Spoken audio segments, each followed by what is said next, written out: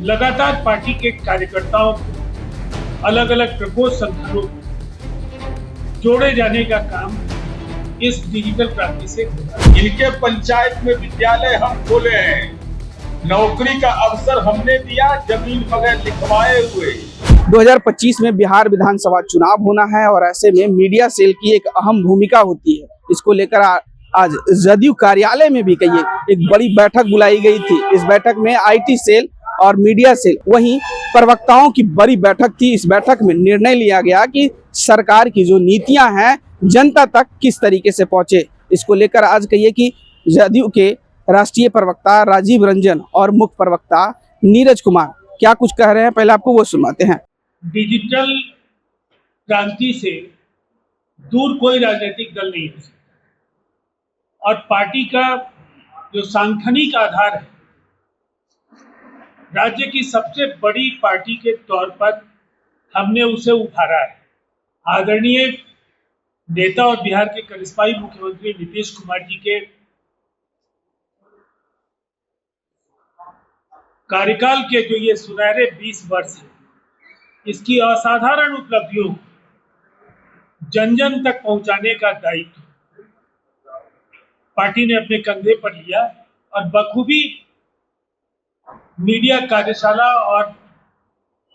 लगातार पार्टी के कार्यकर्ताओं को अलग अलग प्रकोष्ठ संगठनों को जोड़े जाने का काम इस डिजिटल क्रांति से हो रहा है। आज की कार्यशाला इन्हीं मुद्दों पर एक समझ पैदा करने के लिए आयोजित की गई है, जिसमें इस एक दिवसीय कार्यशाला को प्रवक्ता मीडिया आईटी कार्यशाला का नाम दिया गया और जो राजनीति में मीडिया और सोशल मीडिया की भूमिका है उसको बेहद गंभीरता के साथ पार्टी ने लिया। और आज के इस पूरे कार्यशाला में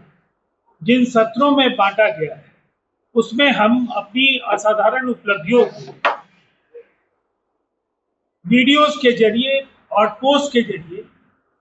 जो शामिल आज हो रहे हैं, प्रखंडों के मीडिया सेल के अध्यक्ष,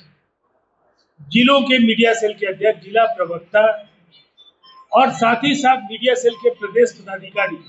और हमारे जो आईटी के जो कोऑर्डिनेटर्स अलग अलग जगहों पर काम कर रहे हैं और प्रदेश के मीडिया सेल के लोगों को भी एक दूसरे के साथ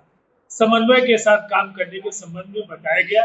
वीडियोस कैसे साझा करें, तमाम जो हमारी सकारात्मक उपलब्धियां हैं उनको हम कैसे रखें और निसंदेह हमारी जो उपलब्धियां हैं,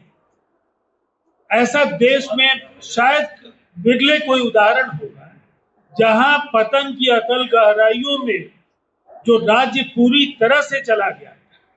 वहां से विकसित राज्य बनने की राह पर हम अग्रसर हुए हैं। उसका श्रेय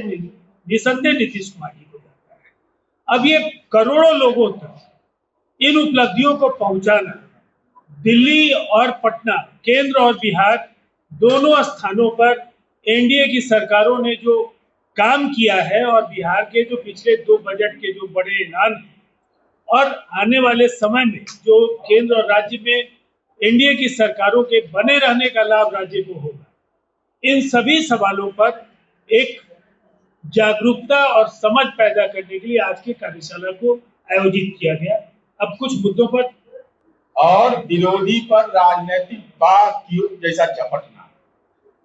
भाषाई रूप से, सभ्य तरीके से अपनी उपलब्धियों को बताना और अपने एनडीए के कार्यक्रम को आम जनों के बीच ले जाने की बात, लेकिन हमलावर रुख रखना राजनीति में। गांव का विकास एकदम सीधा पैमाना मेरा है कि जो विरोधी है यह बताया गया, हम अपने कार्यकर्ताओं को जो मीडिया सेल के हैं, जो प्रवक्ता है, कि बहुत डिबेट में जाना है तो जाइए, लेकिन सीधा बोलिए। कह रहे क्या बोलेंगे विकास पर, इनके गांव का गली तो हम बनाए हैं, इनके घर बिजली हम पहुंचाए हैं, इनके पंचायत में विद्यालय हम खोले हैं, नौकरी का अवसर हमने दिया, जमीन बगैर लिखवाए हुए, बिना कोई नगद दक्षिणा के।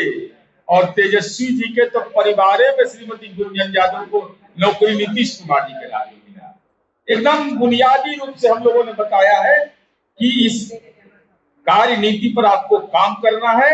और अपनी उपलब्धियों पर गर्व करना है और पार्टी को और एनडीए को मजबूत करके जो हमारा लक्ष्य है कि 2025 से 30 फिर से एनडीए नेता के रूप में नीतीश इस योजना को कार्य अंजाम तक पहुंचाएंगे। तो आपने सुना राष्ट्रीय प्रवक्ता राजीव रंजन और मुख्य प्रवक्ता नीरज कुमार क्या कुछ कह रहे थे। फिलहाल इस खबर में इतना ही। इस वीडियो की प्रतिक्रिया आप हमें कमेंट में जरूर दीजिएगा और ऐसे ही तमाम खबरों से जुड़े रहने के लिए देखते रहें आर्यन खबर।